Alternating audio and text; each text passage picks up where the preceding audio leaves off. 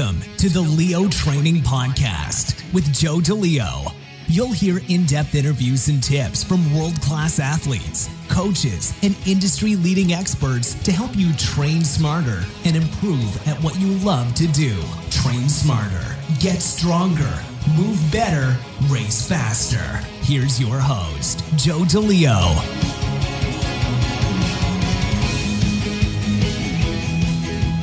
We're back with episode 64 of the Leo Training Podcast. And this week's guest is Dr. Volker Nolte. Dr. Volker Nolte is the head rowing coach and assistant professor at Western University, where he teaches biomechanics and coaching. Since 1993, Nolte's leadership has led the men's rowing team to 11 Ontario University Athletics Championships and 4 Canadian University Rowing Championships. Since 2010, he has also been the head coach for the women's program. Dr. Nolte was the lightweight men's national team coach with Rowing Canada from 1992 to 2000. His national team crews won an Olympic silver medal at the 1996 Atlanta Olympic Games, 2 world championship titles in 1993 and in 2000, and several more medals at world championships. Dr. Nolte is also an internationally acknowledged expert in biomechanics. Together with his expertise in the coaching field, he frequently presents at scientific and coach education conferences worldwide. His research includes coaching and biomechanics of high-performance sport, especially rowing. He is also a distinguished researcher in the field of sport equipment. He co-holds international patents for isokinetic training machines, and his developments range from special measurement tools up to new boat designs and rowing.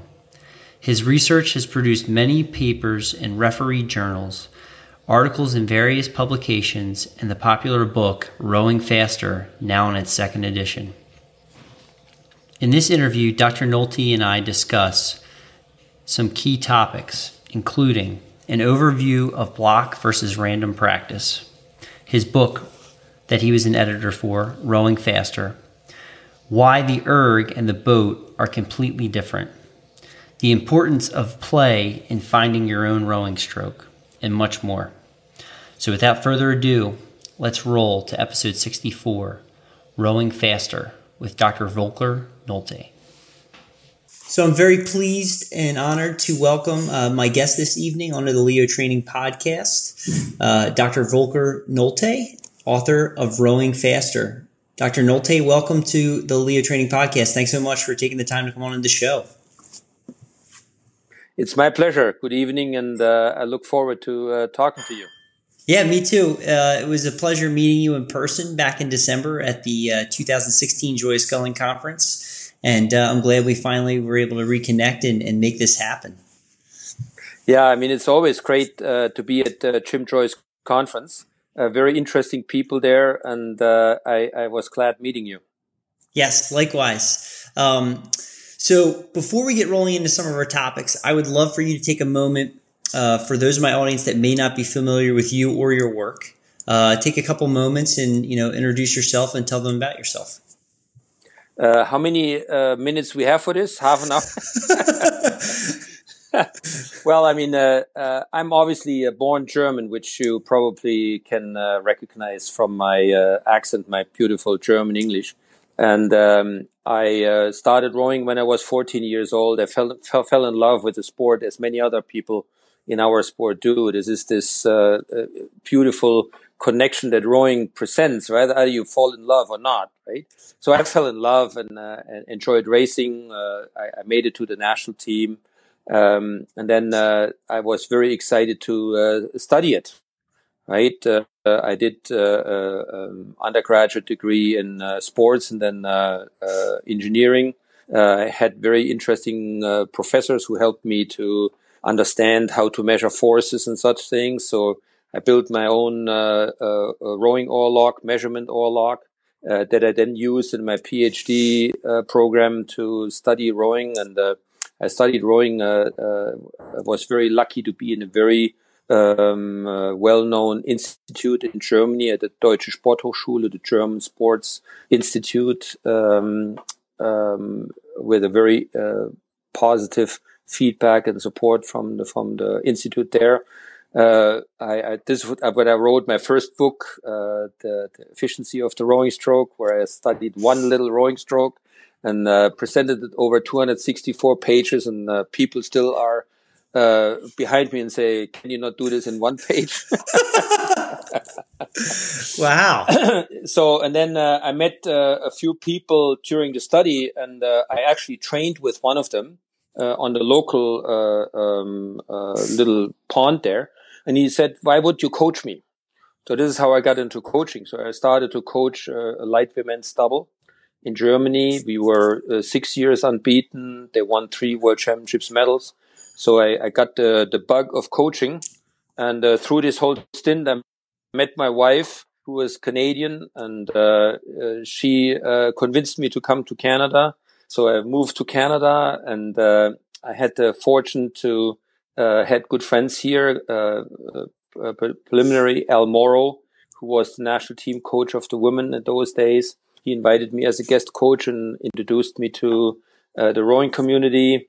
I met beautiful friends in the Leander Club in Hamilton, Ontario, where I rowed with masters and had lots of fun. And I eventually got the job here at the University of Western Ontario. They thought they need a rowing coach, but also someone who can teach biomechanics here. And I got the job here, and since then I'm here at Ontario since 24 years. Wow, that's incredible. That's incredible. And this was the short version. No, that's outstanding. I mean, what a amazing career you've had, and then also the fact that you get to. You're welcome to teach and coach. I mean, that's a great kind of synergy there. Yeah, I mean, this is something I wonder sometimes, and I have to sit back and think about this a little bit. If I would have to create a job for me, this would be it. And I mean, it's wonderful. It's combines everything I love to do. I mean, coaching is something very special. To work with young people who trust you, who want to learn, who want to get better, and then being able to research this area, which I always love too, and teach on a university level. It's something I could not have found something better. Awesome. That's great to hear. That means I still got hope then. Yeah, of course. Very good. Well, let's not waste any time. Let's launch into our first topic, which will actually touch on one of the subjects you spoke about during the Joy of Sculling Conference, which was random versus block practice, and we had quite a lively discussion. I remember during the presentation.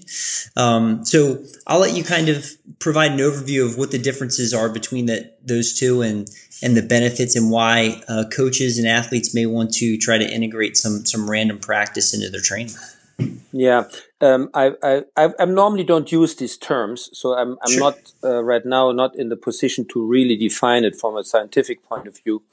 I think the major difference that I believe, and this is what you probably point towards, is I believe if you want to learn something or relearn or get better, you cannot only do one thing in one direction and one thing only. What you have to do, you have to learn all the sides and also make mistakes, learn from mistakes, do an opposite things, and then find the best way for you. So I give you an example. If you learn to row, you cannot row, let's say, stroke weight 35 in a single. It's impossible for you, right? You putt around with stroke weight 20 and almost fall in the water. You cannot row 35. You know what I mean? Mm-hmm. So if you want to learn to get better at a higher stroke rate, you have to do two things. You have to learn to row, let's say, stroke weight 15, where balance becomes a problem, where holding the movement, relaxing becomes a problem. And you have to row maybe 24, 5 or 28 to learn to be quicker with the hands and such things. By doing this, by doing both ends, you learn what is your best stroke rate there. And this may be 22, 23. And then you go from 22 and so on. So if you want to learn to row with 35, you should be able to row a few strokes, let's say 45, right? But you should be also to row really well stroke weight 20. What I'm saying is you should not only row stroke weight 20. If you only row stroke weight 20, you will be very efficient in stroke weight 20, but never in anything else. And if you don't try 45, you don't learn what makes 35 so efficient for you. You know what I mean? So this would be one example. A technical thing is the same thing. If you make a mistake, let's say you are not being able to come out of the water cleanly, right? And as a coach, you always say, it's showing this on a picture. You're not coming out cleanly. You have to push down in the finish and blah, blah, blah, and do always the same. Then you may or may not learn it. But then you can say, okay, why don't we try things? Why don't you row a few strokes with putting the blades right on the water? Put right on the water. Balance is not a problem. You can do this. And then you do some strokes where you put the handles right into the boat. The boat flops way over, right? So you know what I mean? So you do the one end of it. So you put the blades right on the water. You cannot do much more. And you do the other opposite. You take them way, way out of the water, right? And then you actually eventually find, well, there is somewhere in the middle. It's actually when I row with the blades on the water, eventually the blades come off. And if I do the hands way down, I will a few strokes balance the boat. Oh, fine. It's much better. You know what I mean? Instead of, and this is only one example. Then if this would not work, then you try another thing. You maybe row with one hand and do the movement. You row slower. You put some brakes on the boat. You can, what I like to do with the rowers, I like to put bungees on the boat in the warm up. So the boat gets slowed down where it's much easier to tap out. You know what I mean? But then you have to do it also, maybe half stroke weight 40, where you say, okay, out, out, out, out. You know what I mean? So that you get the whole bandwidth. Right. Right. And then I'm not an expert in cognitive learning or such things, but this is what I believe the brain needs to then eventually find, so to speak, the fastest electronic connections in your brain to say, this is what you want to do then later on, which then becomes most efficient, which then becomes, like rowing where you see with experts that they row so easily and blades off the water and balanced boat and such things.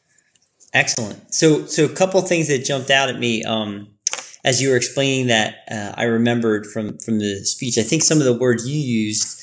One was skill and play. I remember they both jumped out at me. And you talked a lot about you kind of the context that you're presenting it to the athletes matters a lot, and getting them to, like you said, kind of exaggerate, like, okay, we're going to have the blade come out of the water and it'll just rest right on the surface. And the other time we're going to push the handle way down and exaggerate so the blade's up in the air. And then they're going to find kind of their happy medium. But the entire time they're developing really good boat skills, but we're making it fun. I mean, it's, of course, you row yourself, right?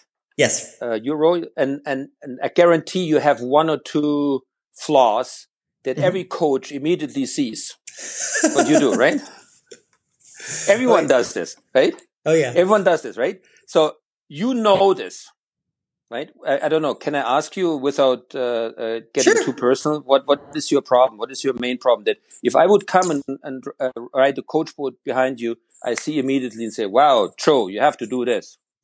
Yeah. So one thing that's always kind of been there, it's gotten better over the years, but it's still, you can see it, is I usually tend out of the beginning of the drive, out of the catch, tend to lead with my shoulders instead of, pushing and hanging. Excellent. So if I see this, right, then I can say, okay, I have my smartphone with me or a special camera. I can show you. And you said, oh, okay, I saw this already. I know I'm doing this, right? And they say, okay, I mean, what you have to do, you simply have to get the LX first. And then you can do this for one or two strokes, right? Or I can do and say, listen, let's do a game. You know what shooting the seat is? Right. You know what shooting the seat is? Yeah. Yep.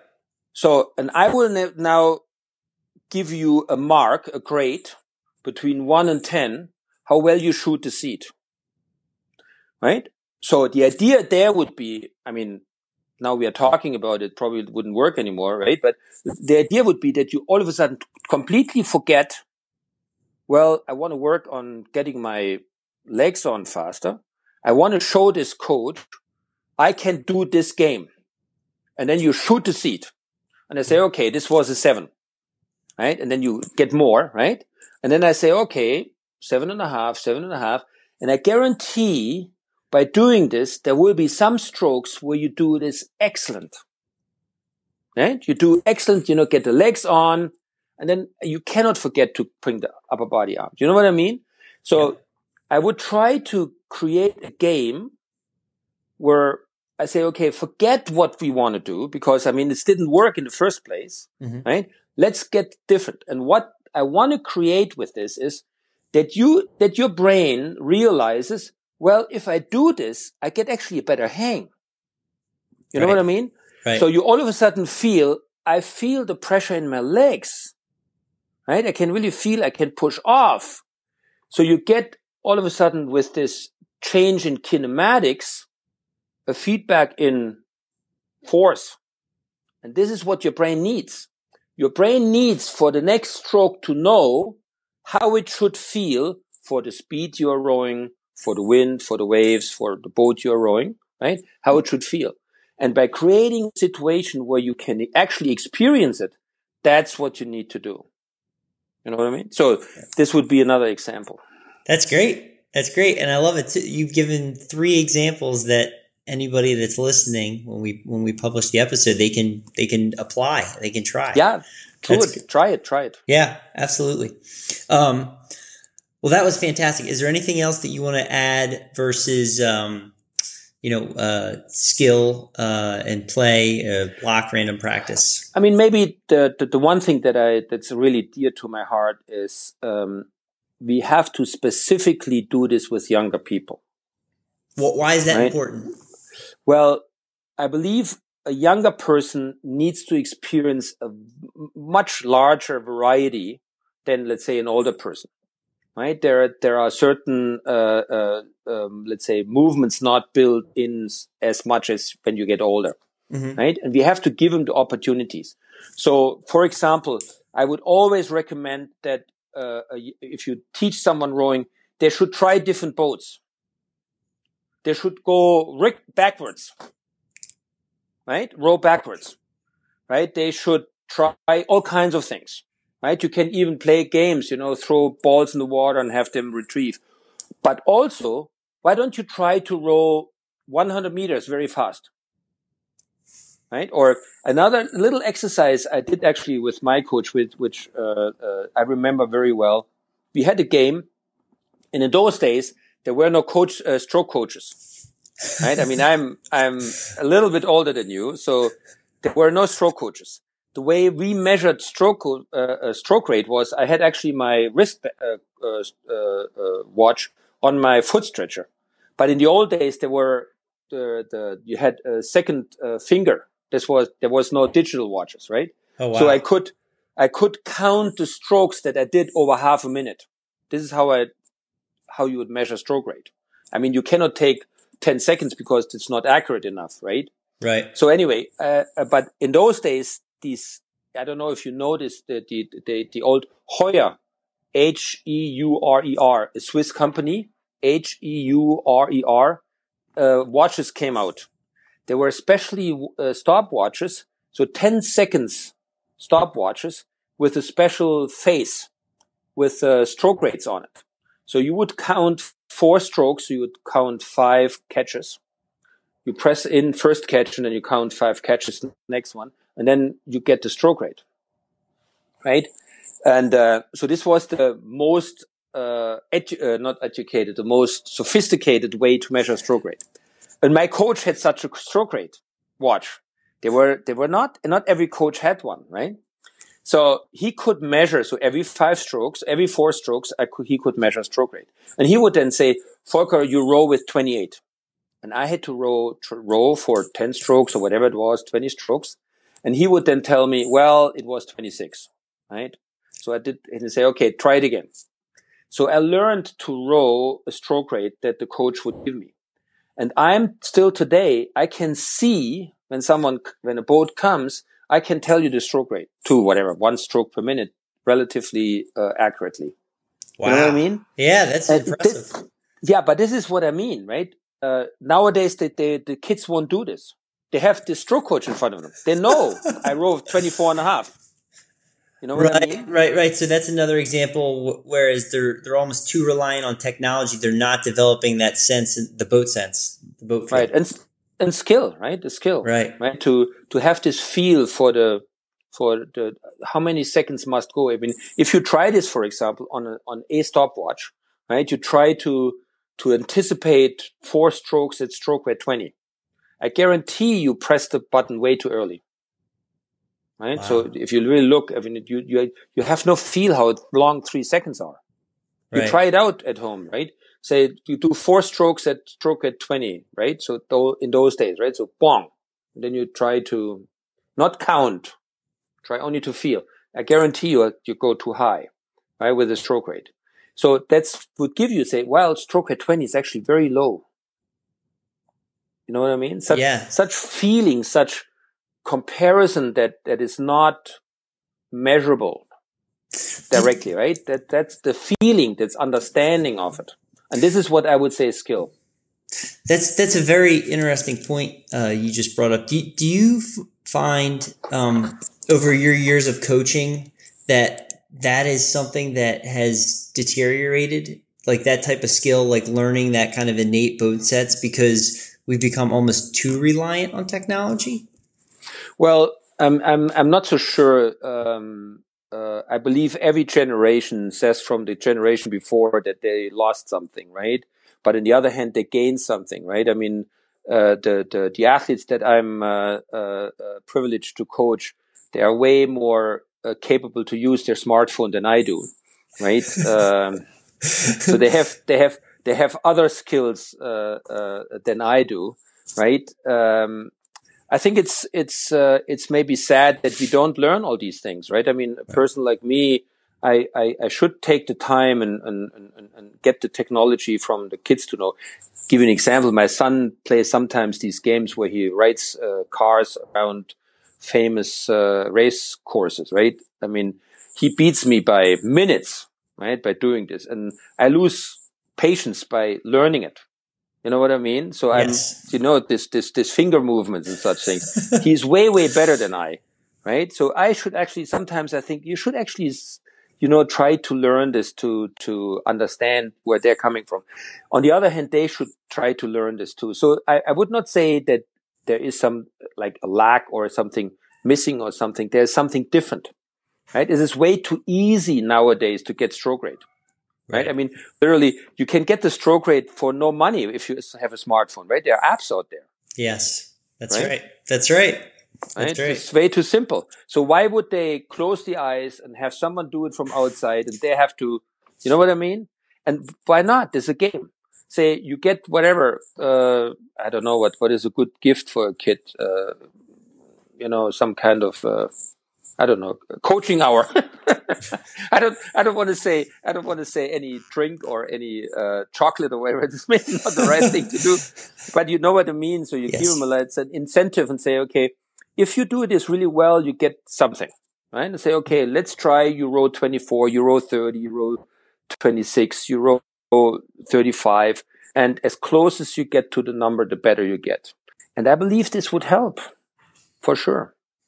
But this is, I mean, I just think about myself. I'm not doing enough such exercises, right? With our rowers, right? I mean, nowadays it gets the problem that literally everyone has such a stroke coach. Right? Now you have you have 4 stroke coaches all of a sudden, right? Yeah, that's a lot. Yeah, that's a lot. Yeah. Well, that's fantastic. So we have some other topics, but where I know we're also tight on time. So do you want to talk about would you like to talk about your book, Rowing Faster? Yeah, I mean, this is one of my wonderful experiences that I had in my life, and also privilege. I was invited by the publisher to edit this book. Actually, Fritz Hagemann was supposed to edit this book, but he had to decline because of health reasons.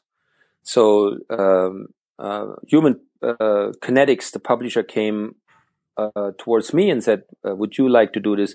Because we believe you would fit in this concept. So they needed someone with international contacts and experience.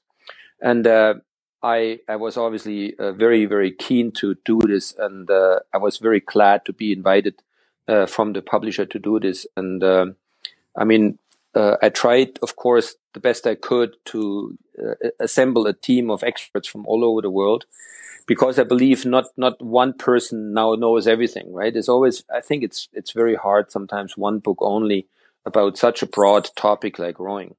And I was very, very fortunate to be able to work with such experts. And I cannot thank these people enough to support me on this project. And I think in the end, it became really a very exciting project because the number of people and the expertise involved there is quite enormous. And I'm very proud of it.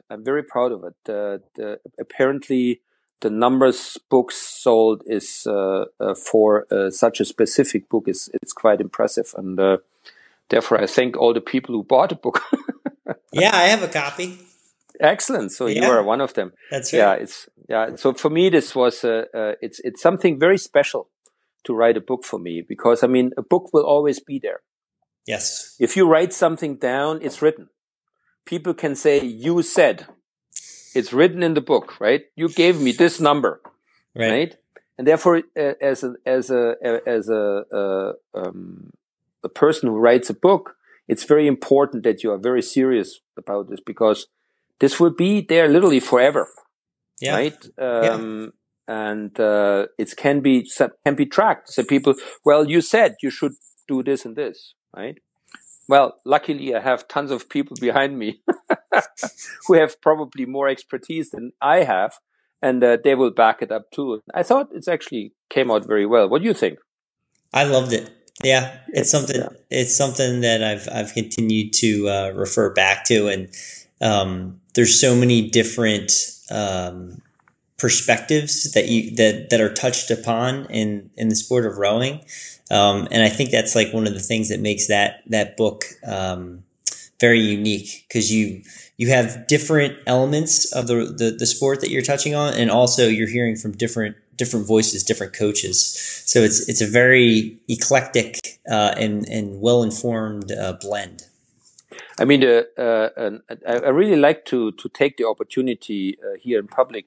There was actually a person, so to speak, behind, who in a certain way directed the idea itself, to have different authors in there and how to do it, who had this actually from how we say is planning or designing point of view, actually more influence than I did. And his name is Ed McNeely. Ed McNeely was at the time when I wrote the book, I think he was one of the editors, or in such a position he was at this publisher. And I worked with him, and it was such a great working relationship. And he did such a fantastic job, that what you're just talking about. So it's actually not my idea, right? So the main ideas comes from Ed McNeely's. So he should actually be on the book too. That's fantastic. He's one of the contributors, right, on the book, as you know, yes. Right? Yep. And I always love to work with him, but he was more than that, right? Well, I'm gonna have to circle back. I reached out to Ed and thanked him. I met him at this conference as well. So I'm going to reach back out to him, because I'd like to have him on the show as well too. So that'd be a great interview too. But yeah, absolutely. Giving a shout out and thanks to Ed for his contributions on the book. Excellent. Yes. Yeah. So we got a few minutes left. Do you want to, your call, do you want to move into the rapid fire, or do you want to touch on why the erg and the boat are different?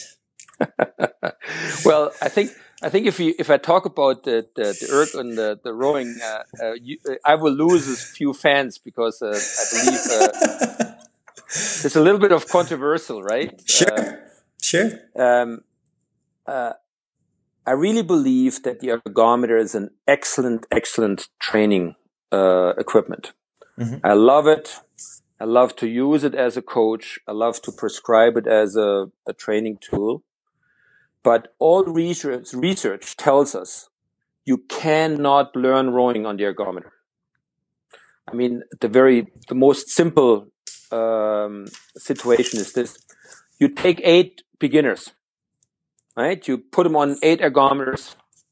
You give them introduction. They learn how to use the sequence and such things, right? And do even maybe a hand movement similar to rowing. And after about 20 minutes, they row actually quite nice, right? Say, okay, great. Let's go in a boat. So actually, you can do one more. You can have them do this together, even side by side. They can do this quite well. You can try this. It does not take longer than 20 minutes. And then you go in a boat and say, okay, do exactly what you did on the ergometer. What do you have? Chaos. Right? And other things you try to show something on the ergometer, right? And then they get in a boat and all of a sudden they can't remember how to do it. And the very simple reason is because balance comes in. And because balance comes in, our brain doesn't look for ergometer. Our brain looks for rowing and doesn't find anything.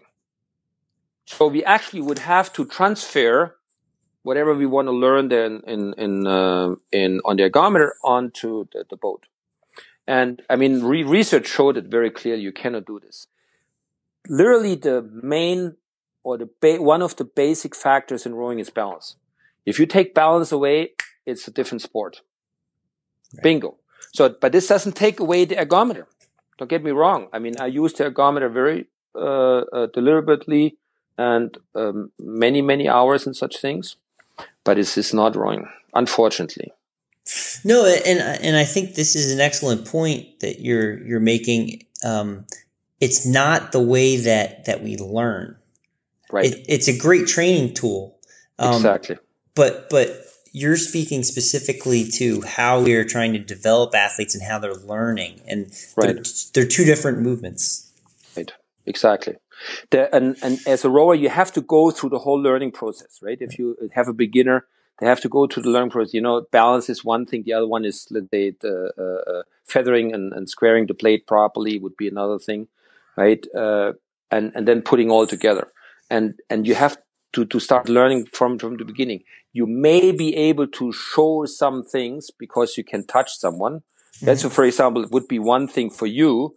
If you, let's say, open the upper body too early, say, okay, listen, now I don't know what I can do. I can hold your shoulder down or whatever, right?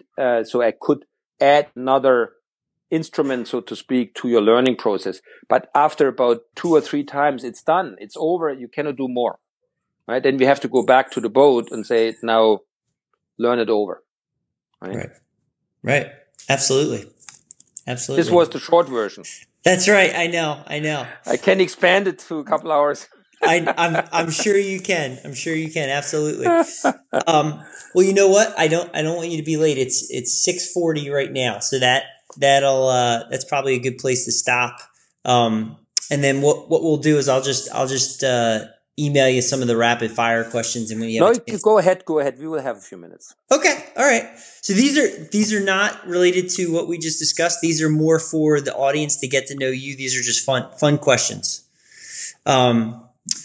Okay. So Dr. Nolte, given all of your experience and knowledge you've accumulated over the course of your life, if you could go back in time, what advice would you give yourself 20 years ago? 20 years ago. Boah. You are a difficult question. I mean, I believe in, over the years, I learned a lot in terms of communication and trying to understand people, right? And I believe when I was younger, I was more of trying to go through walls instead of finding ways around such things. So 20 years ago, one of the things I maybe tried to listen a little bit more. Mm-hmm. Excellent. What's your favorite strength training exercise for rowers? You know what? Don't believe it. Rowing ergometer. All right. Rowing ergometer. That's right. How has your training or your approach to training changed today compared to 20 years ago? Well, I try to always implement new training technologies, right? And specifically in the last 3-4 years, this HIIT training came on. Mm-hmm. And I was very suspicious in the first place, but I worked together with a colleague here at the university. His name is Glenn Belfry. And we did a study. And he had actually very interesting recommendations. And they actually showed that even highly developed rowers can benefit from it. So introducing HIIT training in rowing is one of the changes I did in the last few years. Excellent. But HIIT training, not interval training. So HIIT training, is for maximum of 30 seconds flat out. Yep. Right? Yeah. So flat out, stroke at 50. Yeah. High intensity interval training. It's super high intensity, but for very, very short durations. Correct. Yeah. Have you ever had an injury? And if so, how did that injury affect your training? Yeah, this is interesting. I had, when I was actually trying to get to the Olympics the year 1976, I had actually a partner and we did really well in the double. And I got inflammation in the back of my patella. The knee. And very, very painful. Very, very painful. And I couldn't row for quite some time. I cannot remember. I think I received in the end, they put some cortisone injections in there, which is also painful and not always successful. But this was very, very deliberating for me in terms of, I learned, well, something can happen that can change things dramatically. Right. Yeah. Injuries can do that. Major shift and a pivot very quickly. Right. What's one thing that younger athletes, juniors, should be doing more of to complement their training and their health? Specifically, do many sports. Do different sports. Do not only row. Right. So, for example, we did play soccer every week. As long as I was junior, we played soccer. We did indoor gymnastics. We called it gymnastics. It's more like how you would call this? Probably more general body strength training, where we use the body. Different exercises, such things. Right. Swim. Do anything else. Are you talking about like exercises they would use maybe in the old, like the Turner style halls where they would have like, Yeah. Even let's say going up ropes or something like this. Yeah. And they would have the pommel horse, rope springs. Do they have old fashioned wooden Indian clubs? I can't remember that. But probably today you wouldn't find it anymore, but today you find other things. So do different things. That's the major thing, right? Very do good. Not only row. Excellent. You want to keep fun. Yes. What's your best tip to improve recovery after a training session? Okay. After 35, drink a beer. Well, you know what? There are different things. There is not only one thing. So, for example, I like when I have a shower. In the end, I always take a cold shower too. Yeah. So contrast, right? Contrast, right? The other thing is, if you have a chance to take the shower head, use it on your body. Excellent. Such things. Excellent. What's your favorite meal? Oh, steaks. Steaks, really good steaks, medium rare. The thicker the better. Excellent. That's me too. I love that. What's one book everyone should read? One book that everyone should read. You know what? I'm not a good reader. I cannot only find one book. For example, I love to read these books from the old inventors. So I love the biography from Michelangelo or Galilei. The reason being is because these people, in those days, they didn't have the technology, the equipment that we have. And they did awesome things. They developed awesome things that we couldn't even dream about. I believe it's very important to learn from really great people. Outstanding. Final question. Who have you studied or do you continue to study in your career to improve and get better? I'm privileged in a way that I, in my work, have to look into these things. So I do extensive literature research for many studies that I do. So again, it's not only one person. There were, in my doctoral thesis, I have a literature list of people that did enormous things. I mean, the names that come to my mind, there's one guy, his name's Alexander, who wrote in 1920 around. I was very impressed by them. There's a guy, Lefebvre, who developed the first measurement oar-log and measurement foot stretcher in 1890 something, right? These people always gave me a way to think that we don't need to have the super duper whooper equipment, whatever, right? We need to be able to use what we have more efficiently. So this is something that really impressed me. Excellent. I love that. Use what we have more efficiently instead of trying to find like the newest, greatest technology out there. Yeah. Right. I mean, don't get me wrong. I love the newest technology, right? I always want to have the best boat. I want to have the best oar. I want to have the best measurement tool, right? But I mean, we need to think a little bit how we use it more efficiently. Yes, absolutely. That's a great point. Well, that takes us through the rapid fire and to the end of the interview. So thank you so much for taking the time to come on to the show. It was fun. Yes, I had a great time. Yeah, thank you. It was the first time for this, and you sent me the link so I can see it, and then we will talk. Absolutely. We'll be in touch. Thank you. Thanks. Have a great night. Bye-bye. Bye. Be sure to tune in next week for another brand new episode when I interview elite power lifter and author of 1020 Life, Brian Carroll. Thanks for listening to the Leo Training Podcast. Subscribe and get even more expert training tips at www.leotraining.io.